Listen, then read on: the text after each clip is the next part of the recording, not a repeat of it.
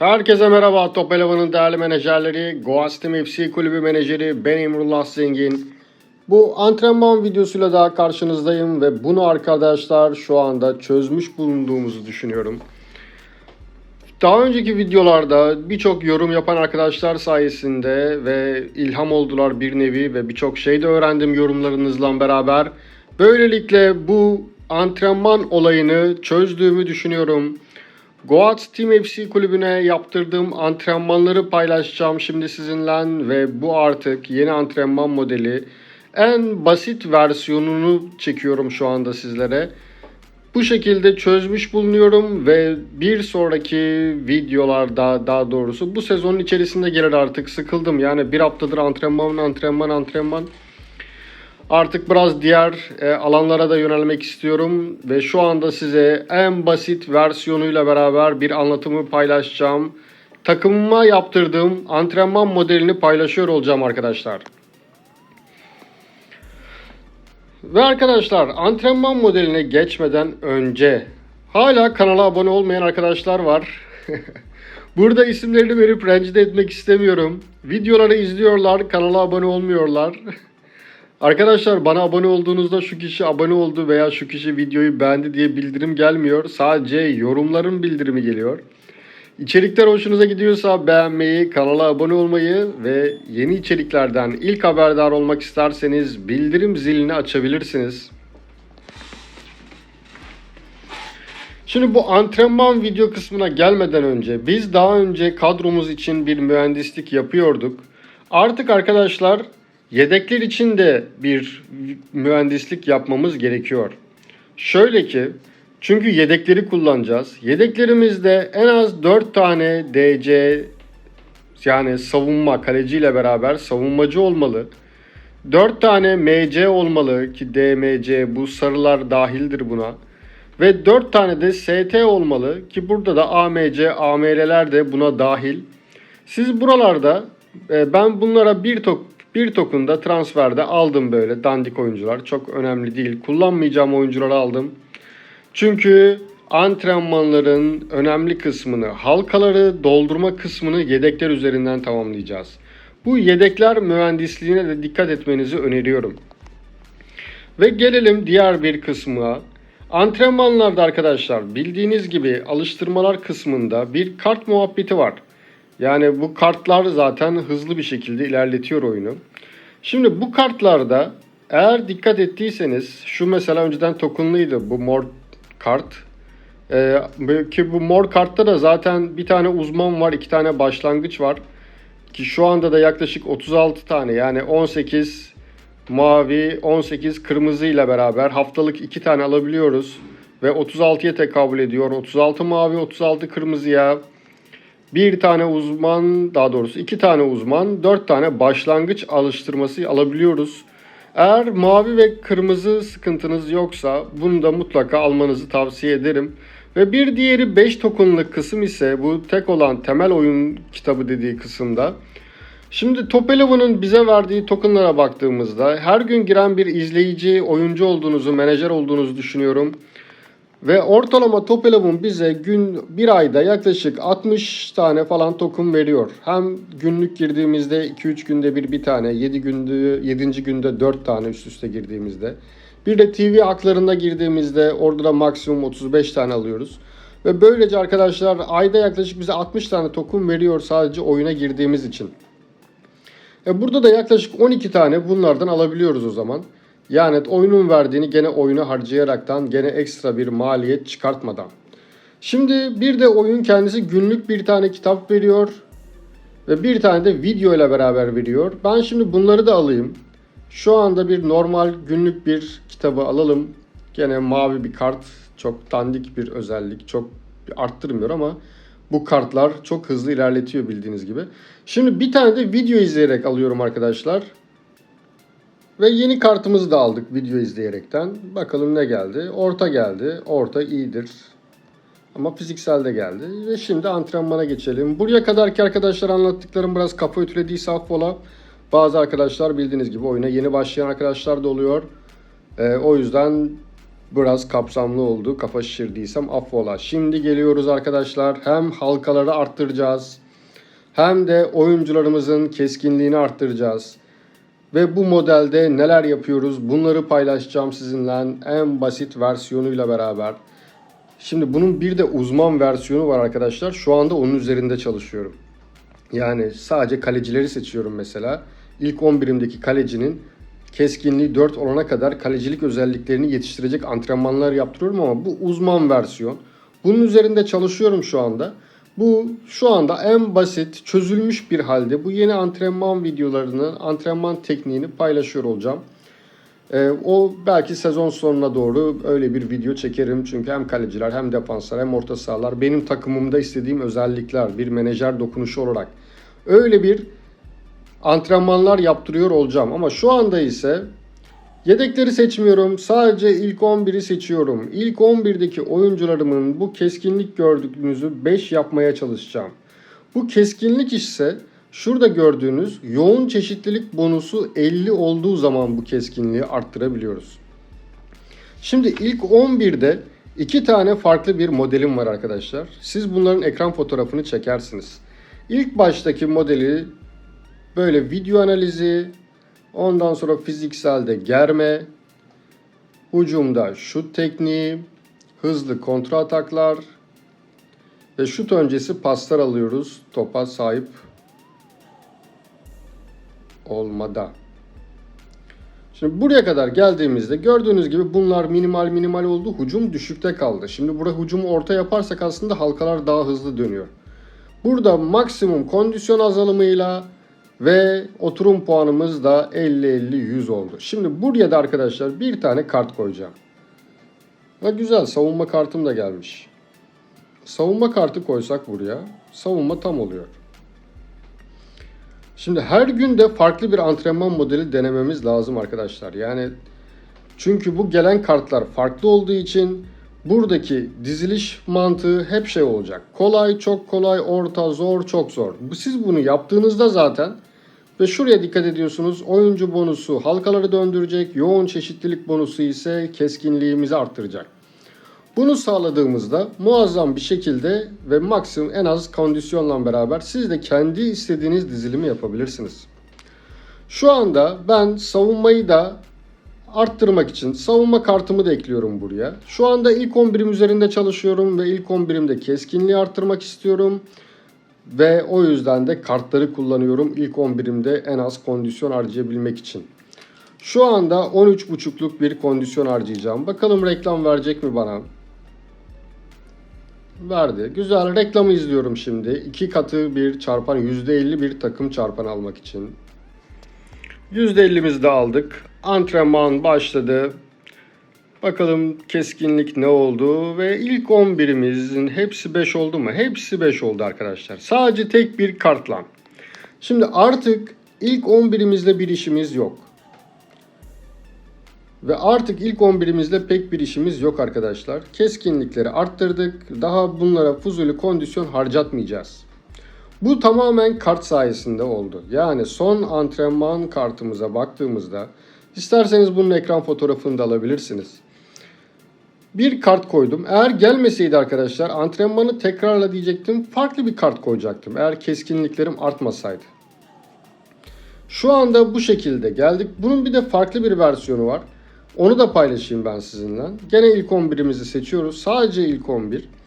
Daha sonrasında ise video analizi alıyoruz. Hücumdan şutu alıyoruz. Slalomu alıyoruz. Bu şekilde buraları dolduruyorum arkadaşlar. Şu anda gördüğünüz gibi oyuncu bonusu %50 oldu. Bir de kontra hata alıyorum. Ve şu anda 101 oldu. Maksimumdayız. Eğer kartınız kalmadı ve ilerlemek istiyorsanız bu şekilde yapabilirsiniz. Ve şu ortadaki gördüğünüz kırmızıları, hücumcuları da değiştirebilirsiniz. Yani kolay, orta, zor değil. Bu sefer savunmadan kolay, orta, zoru seçersiniz. Bu tamamen sizin tekniğinizle alakalı. Zaten bunları bir kere yaptıktan sonra şu raporlarda bunun ekran fotoğrafınızı aldığınızı düşünüyorum eğer kullanmak isterseniz. Raporlarda arkadaşlar şuradan zaten direkt tekrarla diyorum. Ben hemen kartı koyuyorum, devam ediyorum. Böyle bir kolaylık olacak bizim için. Ve şimdi geldik halkalara. O ilk 11'imizin keskinliği tek bir kart sayesinde arttı. Şimdi oyuncuları tekrar seçiyorum. Bu sefer oyuncularda şöyle bir model deneyeceğim. İlk 11 kapalı ve sadece savunma oyuncularımı seçiyorum. 4 tane savunma oyuncusu seçmek yeterli. Baktığımızda kaleci de dursun. Çünkü ben onu kaleciler antrenmanında yaptırıyorum. Şu anda gelelim alıştırmalara. Alıştırmalarda bu sefer savunma bonusunu arttıracağım için oyuncu bonusunu maksimumda tutacağım. Ve savunmayı da maksimumda tutmaya çalışacağım. Çok kolay aldık. Kolay aldık. Şuradan orta bu hücumdayız. Savunmaya gelelim. Kolay aldık. Bir yandan da gözümüz burada. Buranın da artması lazım. Burayı aldık. Şimdi daha bir tane de orta alsak değişmiyor. Çünkü ortalardan bir tane almamız gerekiyor. Zoru aldık. 50'ye 50. 7.5 kondisyon. Bu düşük kaldı. Bu da güzel. Yani minimalde değil, düşükte. Şimdi onayla diyorum. Maç günü kiralasak mı? Var mı hakkımız? Var. İlk 11'imizi aldık. Savunma bonusumuzu da aldık. %14'e geldik böylece. Burayı hallettik. Şimdi hücuma gelelim. Hücumda da aynı taktiği deniyoruz. Oyuncular diyoruz, alan seç diyoruz. İlk 11'imiz kapalı ve hücumcularımızı seçiyoruz. Alıştırmalara geliyoruz. Gene çok kolay zordan gideceğiz. Kolay, orta, zor ve çok zoru hemen aldım. Böylelikle %50'ye tamamladık. Burası düşük kaldı. Güzel, minimalden iyidir. Gene bunun ekran fotoğrafını alabilirsiniz. 4'ü 5'i doldurmaya gerek yok. Hücumcularımızı seçtik. Kontrol edelim. İlk 11'imizden bir oyuncu alınmış olmasın. Geldik. Onayla diyoruz. Video varsa videoyu izleyelim. Var. Bir video daha izliyoruz. %50 takım oyun çarpanını daha alalım. %50 takım çarpanını da aldık. Ve bakalım halkamız ne kadar dönecek. Yaklaşık çeyrek miktarda döndü. Tekrar devam ediyoruz. %50 çarpan aldığımıza rağmen döndü. Kiralayabiliyor muyuz? Bir video daha seyrediyorum. Videomuzu izledik. Gene muhtemelen bir çeyrek daha dönecek. Güzel. Oraya da geldik. Tekrarlıyorum. Yedekleri kullanmadığım için çok mühim değil. Video veriyor mu? Artık video vermiyor. Şimdi video vermediği kısımda normalde buraya bir alıştırma daha eklemek lazım. O da şöyle ki şu anda zaten düşükteyiz. Oturum puanımız, oyuncu bonusu 50'de. Artık bir de şöyle inceden bir şey de alalım. Fiziksel de alalım. Hatta savunmadan da savunmamız vardı. Topa sahip olmadan da alalım. Gerçi bunlar bize bir katkı sağlamayacak. Sadece kondisyonu da almış olalım. Bu düşükte mi? Düşükte, minimalde. 11.5 puan. Bonuslarımız ne alemde? Buralarda. Güzel. Ve tekrar antrenmana başlıyorum.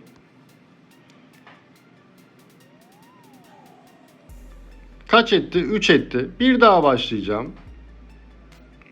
Gene hücumcularımı baz aldık. Gene gidiyoruz böyle. Çok az bir şey kaldı. Ve böylece sadece yedekleri kullanarak yedekteki hücumcularımızla 4 sayı yaparak halkaları tamamladık. Geldik orta sahaya. Gene aynı taktik. Gördüğünüz gibi işlemi olabildiğince basitleştirdim. Sizde de keza böylesinizdir diye düşünüyorum zaten. Sizden çünkü yorumlarda çok şey öğreniyorum ben de. Ve bu sefer orta saha oyuncularımı seçtim. Şu hücumcuları pas geçelim. Bu sefer orta sahadaki 4 tane yedek oyuncularımı aldım. Bunların da bu 27 yaşında olanları yeni aldım yani. Çünkü bu yedeklerin mühendisliği de önemli. Orta sahada gene kolay, çok kolay, orta. Burada ortaları siz kendi kafanıza göre seçebilirsiniz. Hangisi hoşunuza giderse. Düşüğe geldi. Şimdi şurayı minimal, düşük olduğu zaman daha yüksek oluyor. Ama oyuncu bonusu da yüksekte olması lazım. Maksimumda olması lazım. Şu anda gördüğünüz gibi ekledikçe oyuncu bonusu düşüyor. Bu halkaların düşümünü etkiliyor.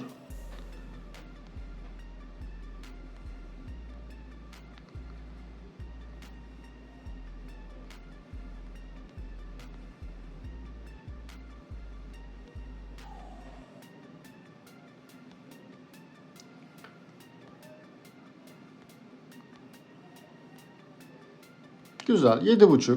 Minimalde kaldı. Bunu yükseğe çıkartabilseydik iyi olurdu. Fiziksel gene alalım. Fiziksel için bunu mesela bir videonun bir sonraki kısmında daha net anlatacağım. Ama fiziksel aldığımda oyuncu bonusları düşüyor. Bu yüzden fiziksel almıyorum. Ve onayla diyorum. %7.5 antrenman. Orta saham neydi? %12'de az kalmıştı. Hemen buna da antrenmanı yaptırıyoruz. Evet, halkamaz yaklaşık çok çeyrek bir birimin biraz daha kısmında ilerledi. Tekrar antrenmanı tekrar ediyoruz. Bundan sonraki günlerde kart kullanmayacağım bu orta saha, savunma, hücum etkinliklerinde. Bu şekilde sadece raporlardan antrenmanı tekrarla diyeceğim, ilerleyecek. Yedekleri zaten kullanmıyoruz. Benekli Ayhan'a bağladılar onlar. Daha önce yüzümüze bakmıyordun diyorlardı. Kantinde tost yiyorduk, yüzümüze bakmıyordun diyorlardı bana. Ve yedek mühendisliği sayesinde 4 tane MC tutmamız sayesinde, ki AMC de olabilir, DMC de olabilir. Böylelikle bunu da tamamladık. Şimdi geldik fiziksel kısmına. Az önce gıdım gıdım fiziksel koymamın nedeni buydu. Fizikselde herhangi bir 4 oyuncu olur. Yedeklerde herhangi bir gücü hala yerinde olan yedekleri seçiyoruz. Yani hepsinde 4 tane seçmem de yeterli. Aslında bunlar yarına enerjileri kalsınlar. 4 tane 5 tane seçtik yeter. Geldik fiziksele. Fizikselde gene çok kolay yani ben bunu seçiyorum. Siz bunu da seçebilirsiniz. Çünkü ikisi arasında çok bir değişen bir şey olmayacak. Yani yan yana koyduğumuzda gördüğünüz gibi çok bir etkisi olmuyor. O yüzden siz bu özelliklerden takımınıza hangisini istiyorsanız onu verebilirsiniz. Bu fizikselde en son bu modelde karar kıldım arkadaşlar. Yani daha yüksek arttırabilmek lazımdı oyuncu bonusunu. Ama %7.5 kondisyon iyidir. Böyle 3-5 tane yaptıracağım. Muhtemelen 5-6 tane yaptırırım. Bakalım halkamız ne kadar ilerleyecek. Çok az ilerledi. Bir daha tekrar edelim. Dikkat ettiyseniz bu antrenman modellerinde bir tane kart kullandım ilk 11'im için. Şimdi söz konusu yedekler olduğu için ve bu şu anda fizikselde de 7.5'luk bir antrenman kondisyon gittiği için çok önemsemiyorum. Burada bir kart daha kullansam mesela, yani şöyle yapalım. Zaten fizikselde çok antrenman kartım vardı ama bunları da ziyan etmek istemiyorum. Çünkü onu da birazdan açıklayacağım. Alıştırmalara geldik. Takım oyunu, atletizm varmış. Şunu buraya bir koysam arkadaşlar, bu da direkt böyle tamamlanır. Ama şimdi yapmayacağım onu. 7.5'luk devam etsin. Gıdım gıdım geldi. Şimdi biraz oyuncu değiştirmeye gerek var mı? Bu şey için, fiziksel için 4 tane oyuncu yeterli. Bir tur daha dönelim. Sonra biraz daha kondisyonu yüksek oyuncular seçeriz. Güzel, kızardılar. Şimdi bir oyuncularımızı bir değiştirelim. Biraz daha güçlü oyuncular kalsın. Hepsini kaldır diyelim. Gene 4 tane oyuncu seçeceğim yedeklerden. Bunlar yeterli. 7.5 kondisyon. Amacımız halkayı tamamlamak. Yedeklerin zaten çok umursamıyoruz yedekleri. Böylelikle halkaları da tamamlamış olacağız. Gördüğünüz gibi bayağı bir fiziksel antrenman yaptım. Bir önceki antrenmanların kenarına, kıyısına, bucağına böyle fizikselden koymamın nedeni buydu. Ve bu da %14 olmadı. Olmadı. Ben gene aynı modelden tekrar edeceğim. Çünkü yarın raporlardan buna devam et diyeceğim. Böylelikle bunu da tamamladık. Şimdi kartları kullanmadığımı fark ettiniz. Kartları kullanmama nedenim bu halkaları güzel bir seviye daha gelmişiz. Ne alalım? Bunu alalım. Halkaları kullanmamamın nedeni, kartları kullanmamamın nedeni, örneğin ilerle dediğimde, hücumu %2 daha arttırdığımda, bu sefer %16'ya gelmemde, yani 16 birime gelebilmem için günde daha fazla efor sarf etmem gerekiyor. Kartları bu ilerle dediğim zamanlarda kullanacağım arkadaşlar. Bunu size tavsiye ederim. Günde olabildiğince ilk 11'inizi şekillendirin. Şu anda gördüğünüz gibi ilk 11'imiz muazzam bir şekilde. Hepsi keskinlikleri 5. Kondisyonları çok iyi. Tek antrenmanların hepsi fullendi. Tek bir kartla. Eğer o kart yeterli olmasaydı bir kartlı daha deneyecektim ki bu sefer de gene fullenecekti fark ettiğiniz gibi. Yedeklerde de halkaları tamamladım. İşlem bu kadardı. Hepsinde başarıya ulaştık. Şimdi yarın da arkadaşlar siz de bunları kaydedebilirsiniz. Bakın şu morlu kondisyonlar zaten. Şuna bir tekrarla dediğimde oyuncuların gene 4 tanesini seçer tekrar ederim. Gene raporlar dediğimde bu sefer orta sahalarda bakın 4 tane antrenmanla tamamlamışız. Hücumlarda burada kaç tane? 2, 4, 5 antrenmanla hücum halkımızı tamamlamışız. Ve savunmada da gene bu antrenman modelimizden tamamlamışız. Ama yarın mesela orta saha geldi. Orta saha kartı geldi. Topa sahip olma kartı geldi. Bu sefer de bu antrenmanımız savunmacılar belki orta sahayı bir antrenmanla tamamlayacağım.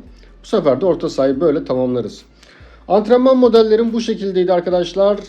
Siz de videonu geri sarıp tekrar ekran görüntüleri alıp antrenman modellerini deneyebilirsiniz. Bir kontrol edersiniz. Eklemek istedikleriniz varsa yorumlarda yazın lütfen. Yorumlarda bayağı bir eğitici oluyor. Hem herkes için, hepimiz için. Ve yorum yazdıkça şimdi farklı şeylere de ilham oluyorsunuz arkadaşlar. O yüzden pas geçmeyin lütfen. Ne de olsa biliyordur demeyin. Ben okudukça farklı bir şey aklıma geliyor. Onu deniyorum ve gayet etkili oluyor. Bu yeni antrenman modelinin çözülmüş hali tamamen bu şekilde takımınıza antrenmanlar yaptırabilirsiniz. Ve hızlıca keskinliği ve halkaları tamamlarsınız. Bu kadar basitti arkadaşlar. Ve bir haftadır bununla uğraşıyoruz. İşi basitleştirmek zaten benim işim yani. Ne kadar basit o kadar iyi. Tabii ki bu basitliğe kadar bir haftadır uğraşıyoruz. Yani onu demek istedim aslında. Basit derken o kadar da kolay bir şey değildi. Eklemek istedikleriniz varsa yorumlarda yazabilirsiniz. İçerik hoşunuza gittiyse beğenmeyi, kanala abone olmayı ve yeni içeriklerden ilk haberdar olmak isterseniz bildirim zilini açabilirsiniz. İzlediğiniz için teşekkür ederim. Herkese keyifli oyunlar, iyi eğlenceler arkadaşlar.